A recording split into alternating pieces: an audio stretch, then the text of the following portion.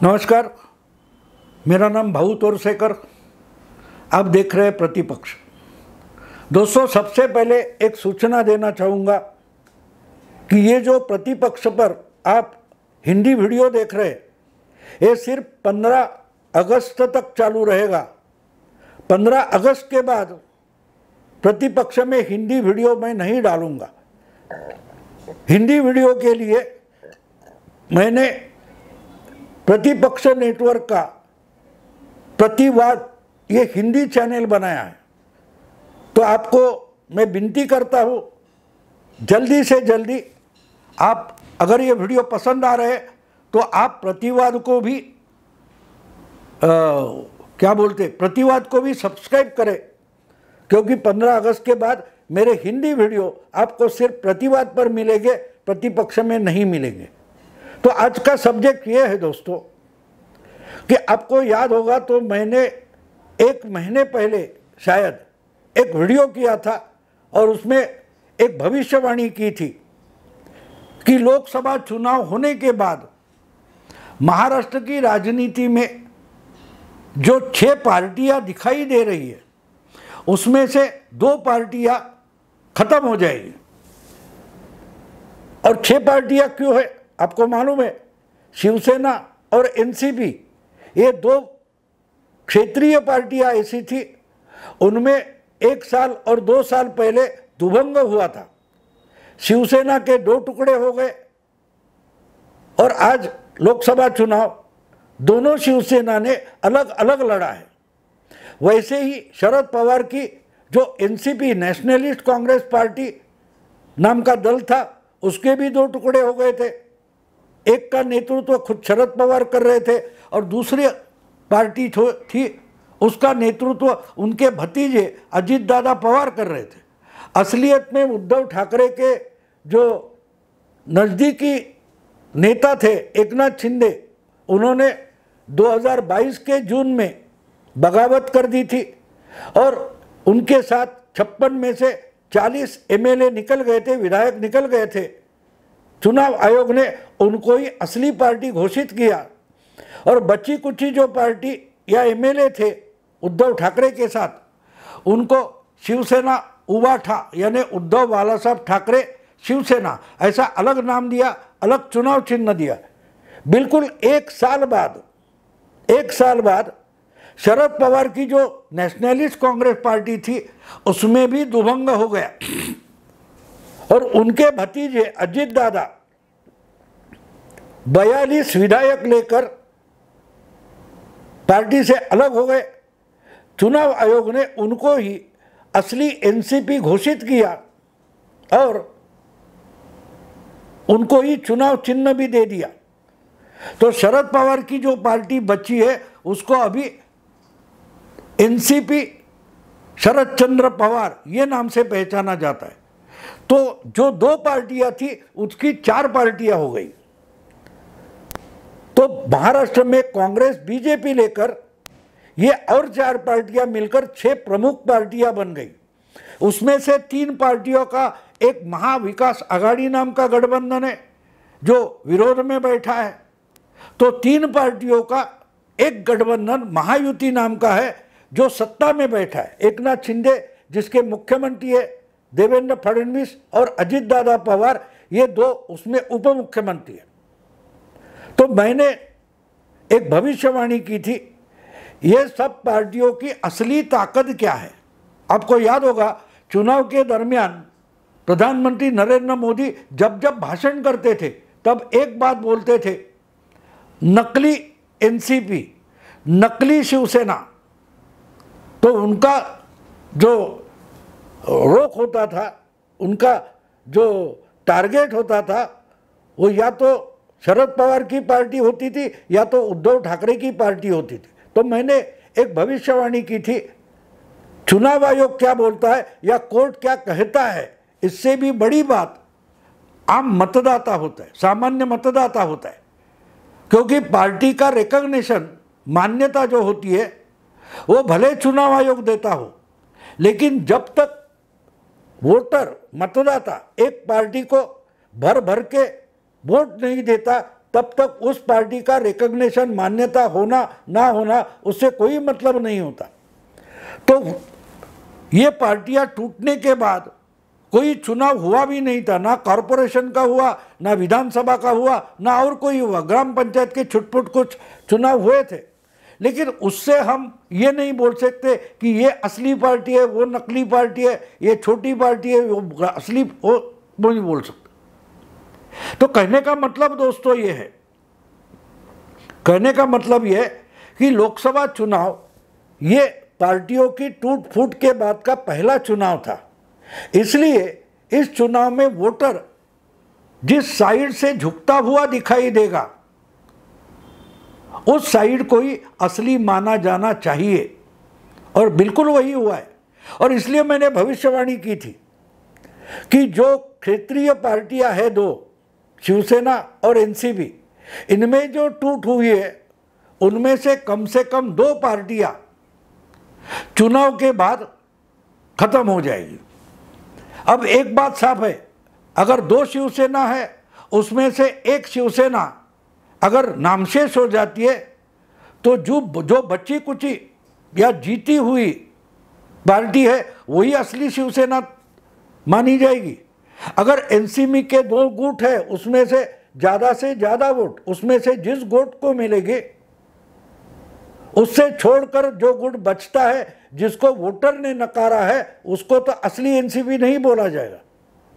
ये मैंने भविष्यवाणी की थी कि जो 6 पार्टियां दिख रही है उसमें से बीजेपी और कांग्रेस ये दोनों ओरिजिनल पार्टियां हैं, लेकिन बाकी की 4 पार्टियों में 4 गुट है, लेकिन उसमें असली पार्टी कौन सी है इसका जो परिणाम आने वाला है वो वोटर देने वाला है, और वोटर ने अपना वोट दे दिया है। हम उसको बारीकी से देखें तो एक बात साफ साफ समझ में आती है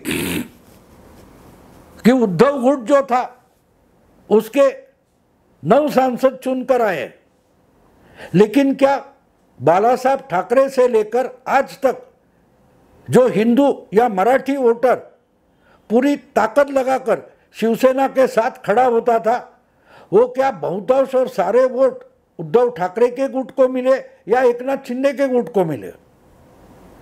उसी तरीके से एनसीपी के जो 2 टुकड़े हो गए, तो एनसीपी का पिछले 25 साल का जो निष्ठावान वोटर है वो किस गुट के साथ चला गया? तो हम साफ साफ देख सकते हैं कि एनसीपी का जो वोटर है वो ज़्यादा से ज़्यादा शरद पवार के साथ चला गया है, और अजित पवार अपना जो किला है, गढ़ है, उसमें भी अपनी पत्नी को चुनकर नहीं ला पाए।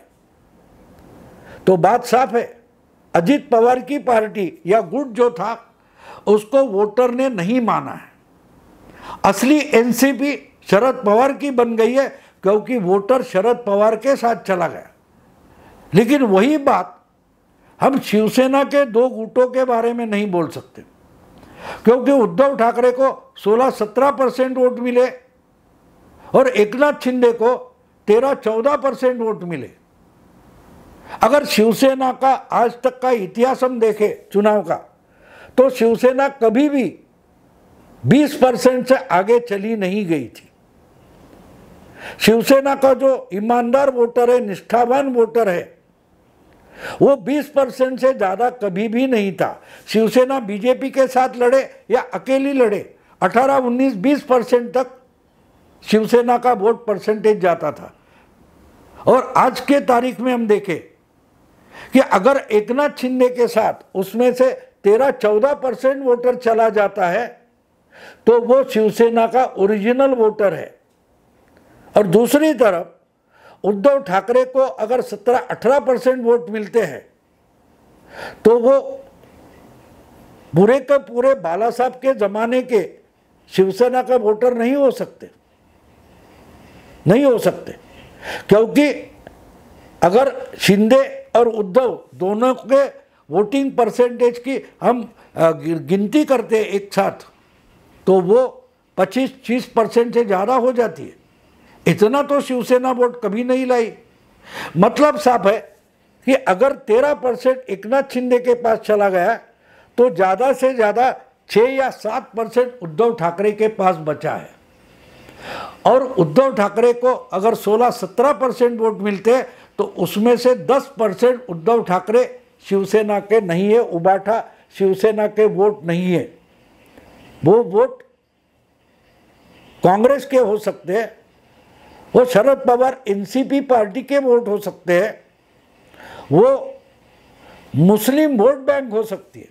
और हम बारीकी से अगर स्टडी करें तो एक बात साफ है, उद्धव ठाकरे को जहां जीत मिली है तो जहां मुस्लिम बहुल इलाके हैं, विधानसभा चुनाव क्षेत्र है, वहां उबाठा शिवसेना के उम्मीदवार अच्छे वोट पाकर जीत गए हैं। जहां सीधा शिंदे और उद्धव ठाकरे गुट का सामना हुआ उसमें ज़्यादा सीटें शिंदे गुट ने जीत ली, तो बात साफ है।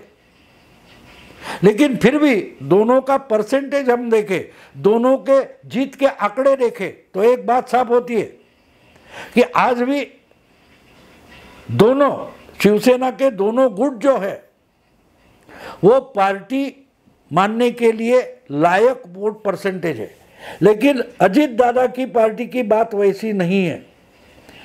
अजीत दादा लोकसभा चुनाव में बहुत बुरी तरीके से हार गए, बुरी तरीके से हार गए।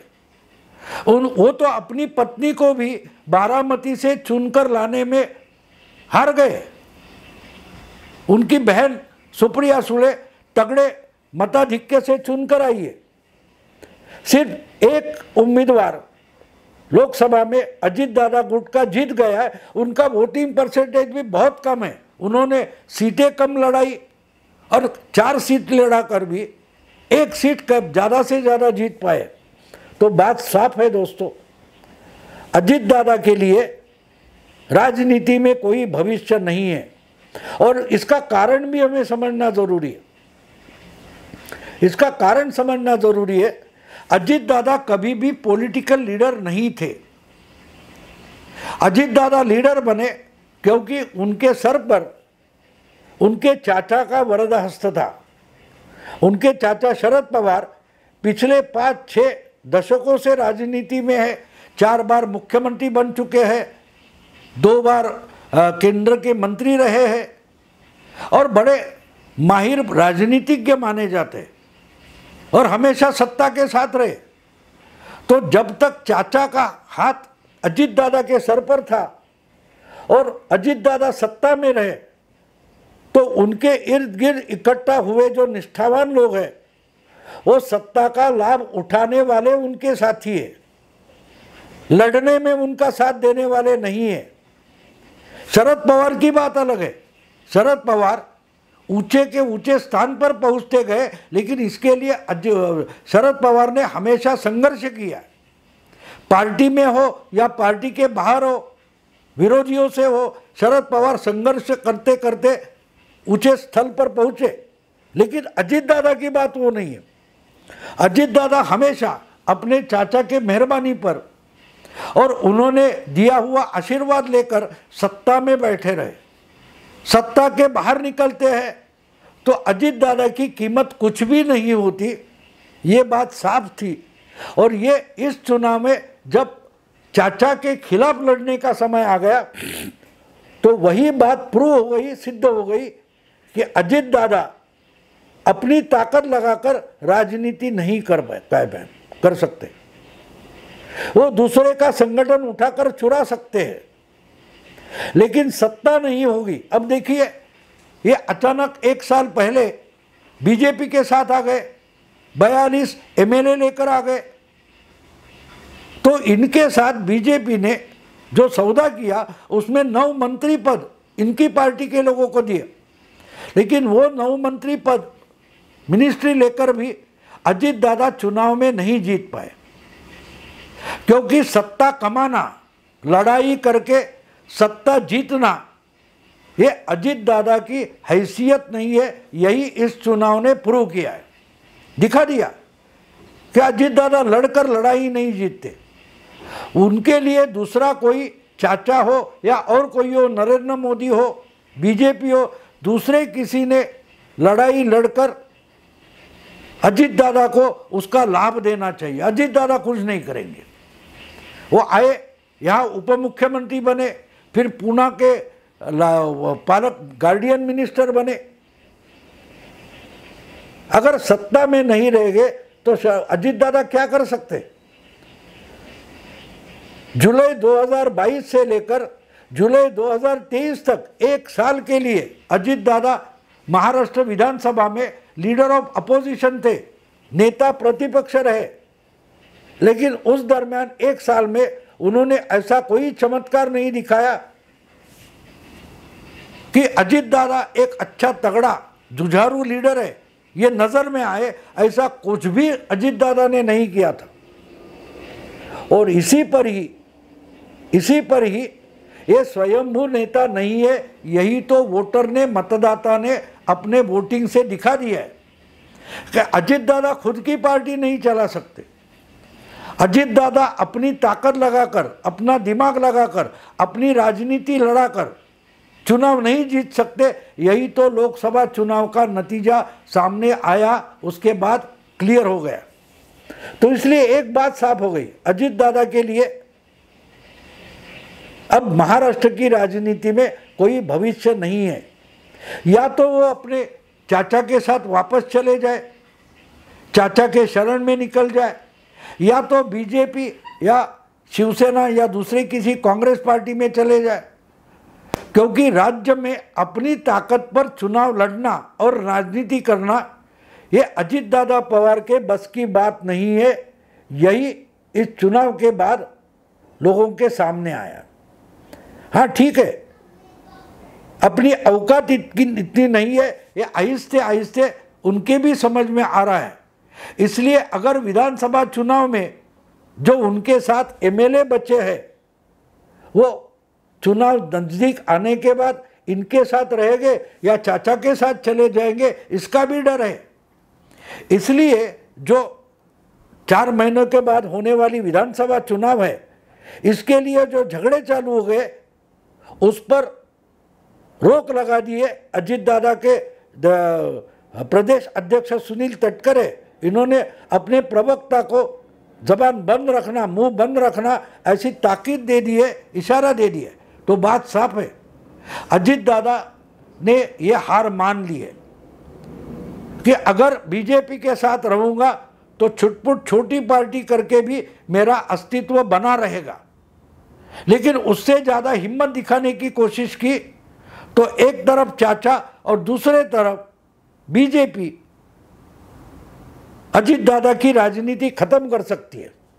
इसलिए चाचा के पास जाकर नतमस्तक होना या तो बीजेपी के साथ बात संभाल कर अपना अस्तित्व बनाए रखना, यही अजीत दादा के लिए चॉइस है। ज़्यादा कुछ नहीं कर सकते हो, क्योंकि अगर आप अपनी पत्नी को अपने ही कार्य क्षेत्र में बारामती में सत्ता हाथ में होते हुए भी जिता नहीं पा रहे हो तो बाकी के आपके जो अनुयायी है, सपोर्टर्स है, उनको विधानसभा में कैसे चुनकर लाओगे? उनके ही साथी सुनील तटकरे अपनी ताकत पर रायगढ़ से लोकसभा पहुंच गए, लेकिन अजीत दादा अपनी पत्नी के लिए बारामती जीतने का प्रयास करते रहे, लेकिन कुछ भी हुआ नहीं। हारने वाला नेता किसी भी फॉलोअर को अच्छा नहीं लगता, क्योंकि नेता में उसका फॉलोअर अपना भविष्य देखना चाहता है। अजीत दादा की पार्टी ने अजीत दादा के नेतृत्व में लोकसभा चुनाव में अपनी इतनी हैसियत नहीं, यही बात सामने लाई है। इसलिए मैं मानता हूँ कि अजीत दादा की पार्टी लोकसभा चुनाव के बाद पूर्ति दुबली हो गई है, लंगड़ी हो गई है, उसका कोई भविष्य नहीं है। या तो उनको फिर चाचा के साथ जाकर अपनी पार्टी का उनके साथ विलय करना चाहिए, या तो बीजेपी के साथ रहकर बिल्कुल छोटा भाई बनकर रहना है, या तो राजनीति से अलग होना है, छोड़ देनी है राजनीति, देखते हैं क्या करते। लेकिन एक बात साफ है दोस्तों, लोकसभा चुनाव में 2 पार्टियां खत्म होगी, ऐसी जो भविष्यवाणी मैंने की थी उसमें से एक पार्टी सामने आ गई है। विधानसभा के बाद अगर उद्धव ठाकरे अपनी जो ताकत बची कुची है वो रखकर 50 के आसपास एमएलए चुनकर नहीं लाते तो दूसरी पार्टी शायद उबाटा शिवसेना हो सकती है या एकनाथ शिंदे की हो सकती है। लेकिन एक बात साफ है, विधानसभा चुनाव तक महाराष्ट्र की राजनीति में सिर्फ 4 पार्टियां बचेगी और 5 लड़ेगी, तो उसमें से एक पार्टी विधानसभा नतीजे आने के बाद खत्म हो जाएगी। दोस्तों अभी यही रुकता हूँ। अगर वीडियो पसंद आए तो लाइक कीजिए, शेयर कीजिए, सब्सक्राइब कीजिए और प्रतिवाद को भी सब्सक्राइब कीजिए। हिंदी वीडियो प्रतिपक्ष में 15 अगस्त के बाद बंद होने वाले हैं। धन्यवाद।